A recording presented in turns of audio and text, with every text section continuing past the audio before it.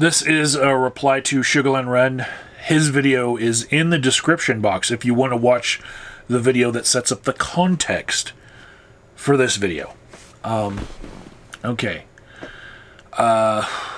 First off, I'll just say, in response to his video right off the bat, fucking Budweiser, is there nothing better in your country to drink? If you're going to drink at me, could you at least make it something worth drinking? Anyways, you said that I didn't show up in your notifications when I made a video, and that happens for everyone now, because if I'm not in the last 1,000 videos that you have watched, because people watch hundreds of videos every day, then I'm not going to show up in your notifications as something that you like to watch. And that's something that people don't understand about, like, the whole subscribe button doesn't work unless the notifications are turned down permanent for somebody, which is annoying in and of itself. If you ever turn on notifications for someone, you get all their stuff. Basically, even the things that you're not subscribed to, if it's in the last 1,000 things that you've watched, you have a chance of getting a notification for that thing. But if somebody goes off and just fucks off for a whole month and decides they need to take care of themselves and their own mental health, something like that, then you're not going to get any notifications from them anymore, even if you're subscribed to them.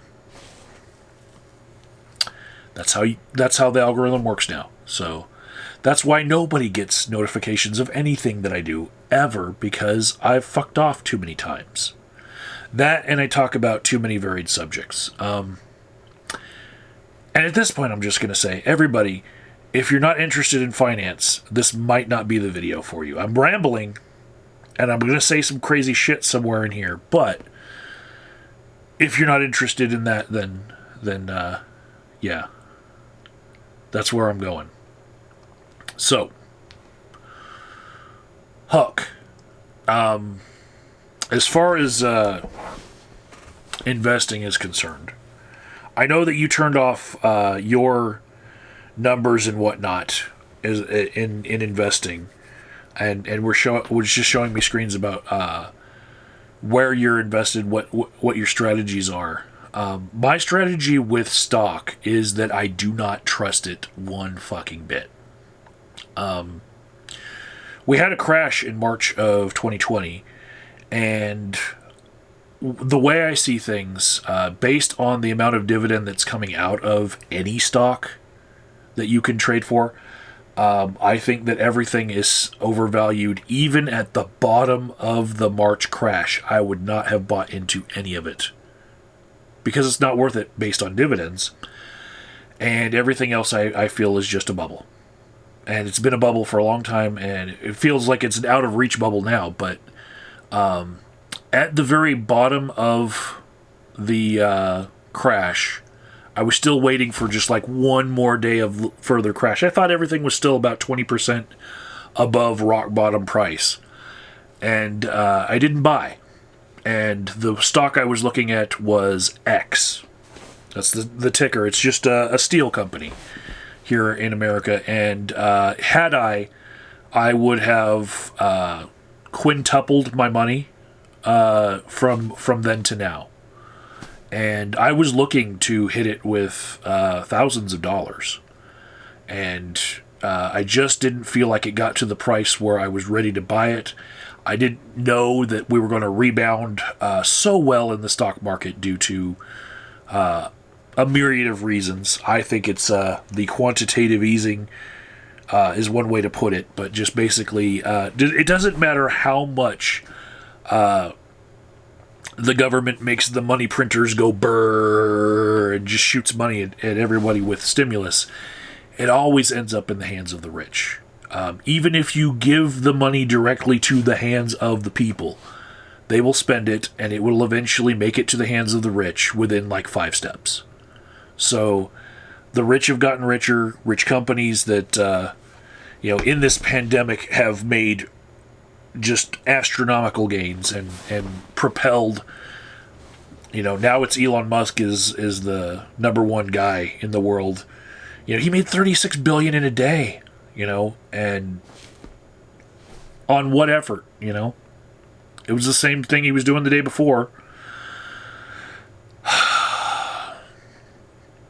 And Jeff Bezos making $100 billion with Amazon and all that. It's like, it doesn't matter how much we just take the money and give it to the poor people. It will end up in the hands of the rich people sooner or later. I wish more Republicans realized this. Because they're lapdogs of the rich, basically. And if they only realized that it doesn't matter how many social programs there are, reparations there are, whatnot. Once the money gets spent, within 5 spendings of it, it's going to end up in the hands of a rich person. So there's that. The stocks of these rich people keep growing beyond what I feel like they're worth, so it keeps me from wanting to invest in the stock market. By and large, I think a good strategy would just be to buy the S&P 500 as is. Just find whatever fund that just matches the S&P 500, and you'll do okay. And I guess the FIRE method of getting a couple $100,000 together, maybe a couple million, and just living off your investment going up with the S&P 500 and spending no more than like 5% of you'll get like 7% a year, and spending no more than 4 or 5, you'll never run out of money. That's the dream, right? Not everyone can live that dream. If we all went to that dream, it wouldn't work. We need inequity in the world for dreams like that to work for those of us who are working towards that goal. But let's say you made it. I don't trust any one stock to not die the next day based on some CEO getting canceled. I don't trust the stocks to put out good information about themselves. I just don't trust. A better investment strategy, I think, would be to follow all of the U.S. politicians, which, it's open knowledge for everyone to look at what they're invested in. Just go ahead and match their portfolios and see what they're doing. Because they know things that we don't, and they're trading on insider information, and people have proven to make lots of money by just following our politicians and what they have to openly disclose to people. Nancy Pelosi has a really great portfolio. Let's see. I have not been putting in the effort to do that. All of my stock action actually happens in a 401k fund. A similar retirement style fund. It's a 401a and a 457. The difference there, I really don't fucking know. But basically, there's my Fidelity account. I have an account manager. It's Fidelity Investments, and I don't touch that money. I have a rule that your retirement account, you never fucking go to it for any kind of loans, any kind of withdrawals or anything. Once it goes in, you leave it in. Now, I didn't always have that rule. I came on hard times 2008, and I emptied an account that had like 15 grand in it. And, I understand what I did. I made that decision. But now, a decade and a half later, I am a little bit wiser, and I know you should have a bucket of money that you never touch. And you just put that retirement fund away, and you just never, try to touch it with anything. And I think my Fidelity account got me 17% last year. Even after the crash, the crash happened and then things rebounded, and I still ended up 17% more than I had the year before. I don't know what it is this year, year to date, but I'll probably check it in January to see what the last year was. But it's all staying in there. I'm not touching that. But 17% beats the S&P 500. So I feel good about that. But it's not the best of all the investments that I've seen as far as what you could invest in and get just secured gains. Like, there's nothing that has no risk, but very little risk. I've seen a lot. Now, Huck, you talked about crypto. I've been a Cardano fanboy for a long time as well. I think that once it becomes, not vaporware and actually starts opening up its ecosystem to other side projects, it'll be robust and it could actually be the Ethereum killer. Now, for the thousands of tokens that you own, I want to say, go ahead and look at the total market cap of Cardano and how much is out there. I would say this cycle it could hit, I would say, just my prediction, it could hit like 13 within the next couple months. And it's right now sitting around 2. So you could be great there. But then I'm going to say a year from now, it's going to go back down to, it could hit 40 cents. As low as 40 cents. From 13 all the way down there. But then 4 years from right now, I'm going to guess it's going to be somewhere around $30. Which, if you're at 2 right now, in 4 years going for 15 times your money, that's a great investment. And those are just my predictions. I'm not a financial advisor or anyone, and this isn't even like a financial advising channel. I'm just a crazy guy on YouTube, treating other crazy people. So, I like Cardano. I do have a couple thousand myself, tokens that I got way back when it was 40 cents. Still, I was late. Like, just a year ago, you could have gotten it for like 2. It's crazy. But yeah, it's up at $2 now. And I feel like with everything else, it's going to go up with the end of the bull run that we're in right now. It's not the only thing out there. And I've seen some weird things take off. I have a strange number of million Shiba Inus that I only spent $25 on total, but it's now worth like $600 because I have millions of them. Because they made their little token like so much less than a penny that it's crazy. You can own millions of it. I have UFO gaming. I like the project, and sometimes, I will buy things that I believe in. And I like VeChain. As far as all the top things, you like Cardano. I like Cardano. Charles Hoskinson lives down the road from me. He's halfway between me and Got That Funk.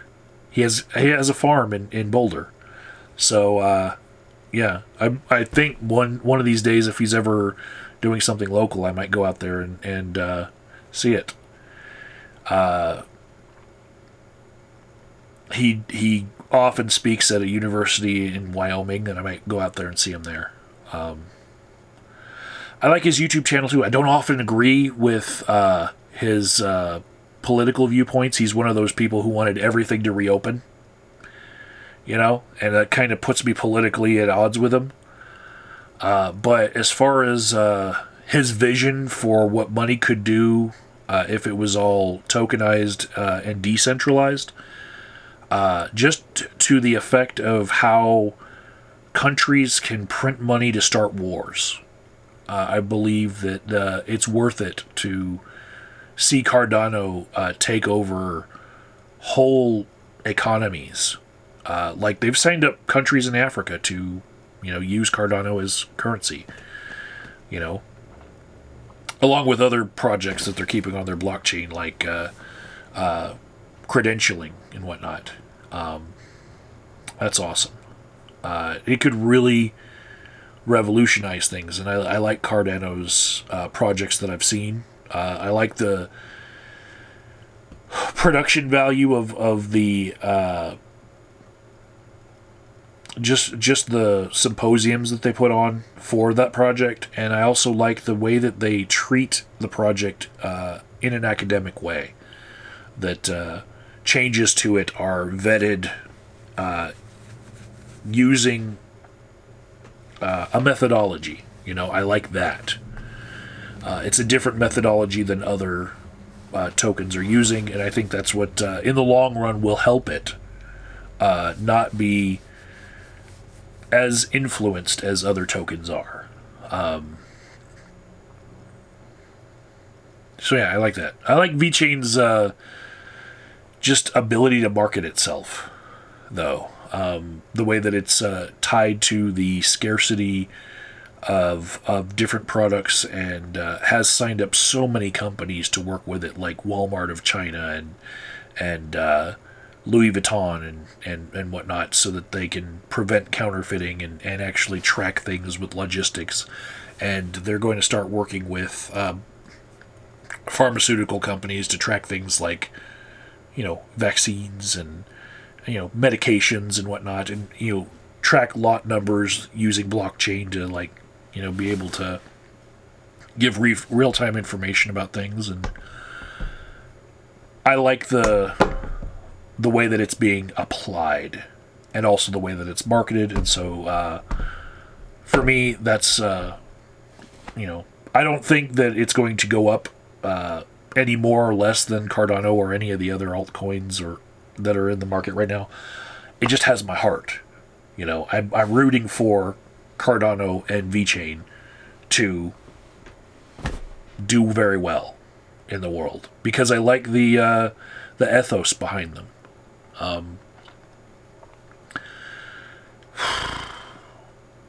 As far as investments and your percentage returns go, though, I'll say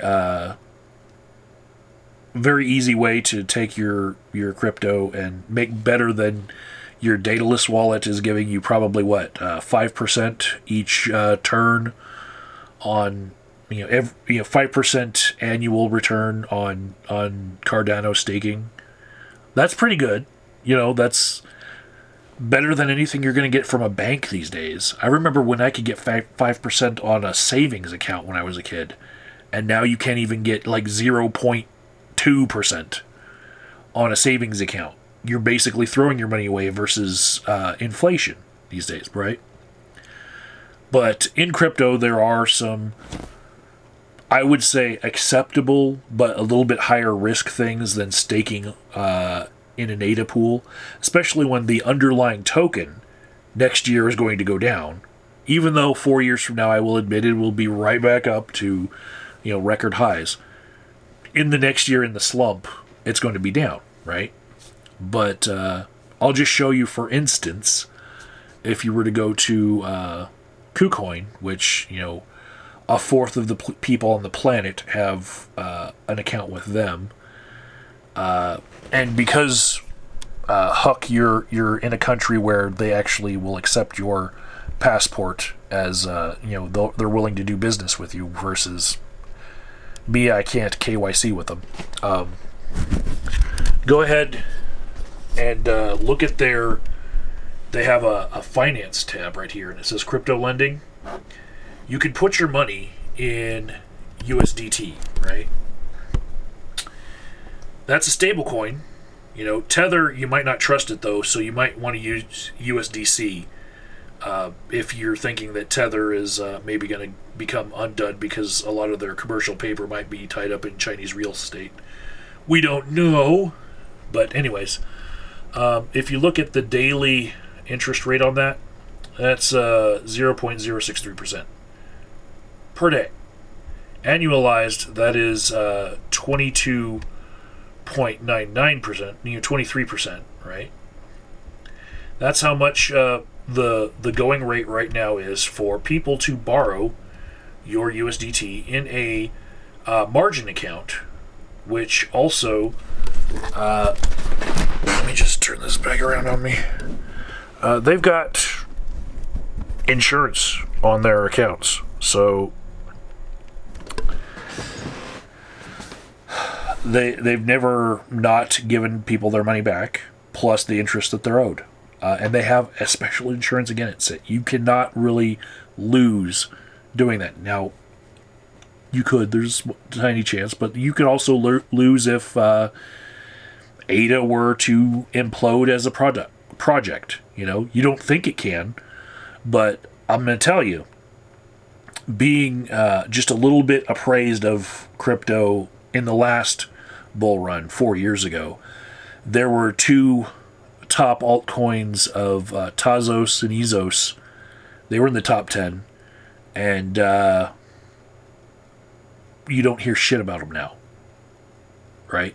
Ripple had an SEC lawsuit, and people are still like Ripple enthusiasts, and they think maybe it's going to pull through, but it is not doing as well as Cardano, which might be eclipsed next cycle by another altcoin.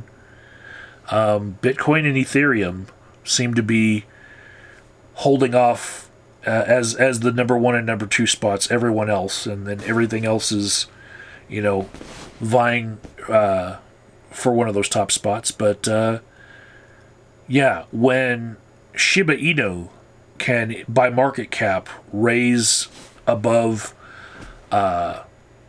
the Dogecoin, the XRP, and the Polkadot, and like get all the way past them one day, and get up into like the top 8, I'm like, that was just a popular movement that did that. We're still in the Wild West here. So as far as Cardano, it has a lot of fanboys. I'm one of them, but I still don't have any confidence that it's still going to be in the top 10 next cycle round. It's got technology, yes, but I will say, like the Bitcoin maxis, the maximalists, anything that these other cryptos implement that makes them look like a credible threat to Bitcoin, it could actually adopt and actually add to its programming. Kind of like the Taproot upgrade that's coming up pretty shortly. It's going to be fueling the end of this bull run. So, yeah. Good talk. Hope you come out making up a lot of money. And I know you want to do the whole HODL forever thing, but not financial advice. I'm not going to do that. I'm probably going to make my exit after I realize the top has happened in this season, and then go to a stable coin, lend it out for over 20%, whatever the daily rate is then, per year. But then after about a year, buy back in when everything is dirt cheap and all altcoins head towards zero. It's a plan. Hey everybody, don't invest anything you're not willing to lose, especially in risky shit.